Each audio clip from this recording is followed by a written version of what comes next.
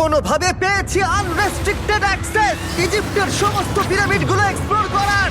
ও আমার গোটা জীবনে আমি এমন জিনিস দেখিনি। আমরা প্রাচীন ফেরাওদের সমাধিগুলোতে যাব, যেসব জায়গায় প্রবেশ করা লিগ্যাল নয়, কারণ ওই জায়গাগুলো খুবই বিপজ্জনক। এখান থেকে পড়ে গেলে কি হবে? ও আমরা নিশ্চিত মরে যাব। আমরা এমনকি পিরামিডের নিচে একটা গোপন সমাধিতে সাঁতার ও কাটবো। মাই গড! আর এগুলো এক্সপ্লোর করার জন্য আমরা মাত্র 100 ঘন্টা পেয়েছি, আর আমরা সেটা শুরু করছি এখন থেকে। সবাই আমার সাথে চলো, বেশ মজার হবে কিন্তু। এটা কিন্তু দারুণ। কেউ একজন 4500 বছর আগে পাথরটা এখানে রেখেছিল। একদম, এই পিরামিডটা প্রায় 4500 বছরেরও বেশি পুরনো। আমরা যে পথ দিয়ে যাচ্ছি সেটা মিশরবিদদের মতে রাজা খুফুর সমাধির দিকে নিয়ে যায়, সেই ফেরাও যিনি সম্ভবত পিরামিড তৈরি করতে বলেছিলেন। ওয়াও! এই যে ঘরটা দেখছেন, এটাকে বলে গ্র্যান্ড গ্যালারি।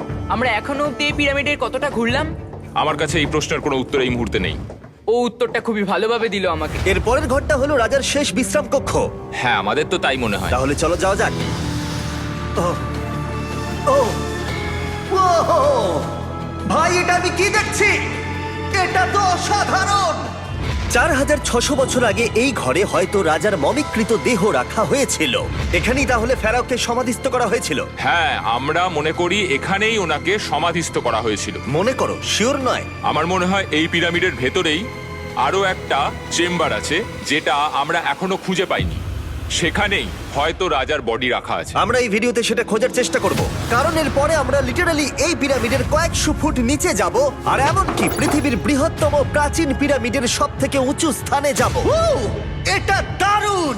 আমরা অন্য বিশাল পিরামিডগুলো ঘুরে দেখার আগে আমাদের বেস ক্যাম্পটা দেখাই চলো। হ্যাঁ, এটা দারুণ। এখানে আছে ডিনার টেবিল, ঘুমানোর জন্য টেন্ট, আর ওকে। এমনকি লাইটও লাগানো হয়েছে যাতে ক্যাম্প থেকে পিরামিডগুলো দেখা যায়। এটা হয়তো আমার দেখা সবথেকে এক্সপেন্সিভ নাইট লাইট। এই পিরামিডটা আমরা আগামীকাল এক্সপ্লোর করব। ভোর 5টায় আমরা শুরু করব। এখন সবাই ঘুমিয়ে পড়ো।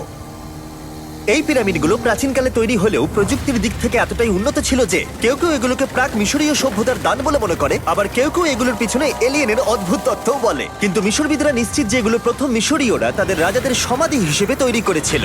আর এই ভিডিওর শেষে আমরা খুঁজে বার করব কোন তত্ত্বটা হলো সঠিক। ঠিক আছে, তাহলে তোমরা রেডি আমাদের লিস্টের পরের পিরামিডটা এক্সপ্লোর করার জন্য?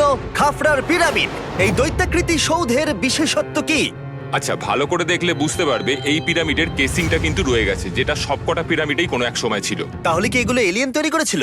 না না, এলিয়েন নয়। আচ্ছা, রামি আমাদের পৃথিবী পৃষ্ঠ থেকে প্রায় 100 ফুট নিচে খাফরার পিরামিডের গভীরে নিয়ে গেল। এটা এমন একটা জায়গা যেখানে আধুনিক বিশ্বের খুব কম জনই গেছে। তাই সত্যি বলতে আমরা বুঝতেই পারছিলাম না যে এরপরে আমাদের জন্য কি অপেক্ষা করে আছে। প্রাচীন মিশরীয়রা কার্ডবোর্ড ব্যবহার করত। আমরা বিশ্বাস করি এটা দীর্ঘ সময়ের জন্য রাজা খাফরার সমাধিস্থল ছিল। আর এখন এখানে জিনিসপত্র রাখা হয়। দেখো, ওরা এই পিরামিডটাকে রিস্টোর করছে জিমি, ওদের জিনিসপত্র দরকার। তাহলে আসল সমাধিস্থল অন্য জায়গায়? হ্যাঁ, রামি আমাদের আসল সমাধিস্থলে নিয়ে গেল, যেখানে একসময় রাজা খাফরার মৃতদেহ রাখা ছিল। আমি একটা বড় সিলিং দেখতে পাচ্ছি। ভাই, আমরা কিন্তু পিরামিডের অনেকটা ভিতরে রয়েছি। আমরা পৌঁছে গেছি। এই হলো কিং খাফরার আসল সমাধিস্থল। আমার গোটা জীবনে আমি এমন জিনিস দেখিনি। এটা কি ভাই? এটা কি? দাঁড়াও, ডেটটা দেখো। যেই সমাধিটা আবিষ্কার করেছিল এই গ্রাফিটিটা তার।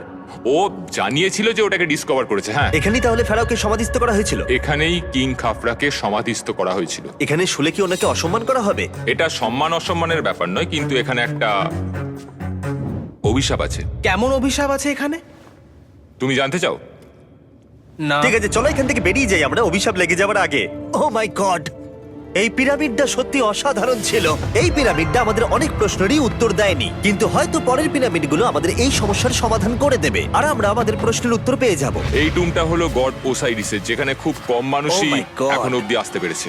তাহলে আমরা এখানে কি করছি? আমরা ভাবতেও পারিনি পাতালের দেবতার সমাধি মাটির নিচে এতটা গভীরে অবস্থিত। ও ভাই না, এটা তো অনেক নিচে অবধি গেছে। আগে তুমি যাও কার্ল। ও মাই গড, ও মাই গড! আরে ও একটু আওয়াজ না করে নিচে নামছে কি করে? এটাই হলো এন্ট্রেন্স, কাল। হ্যাঁ, তারপরে এটা আন্ডারওয়ার্ল্ডের গডের এন্ট্রান্স।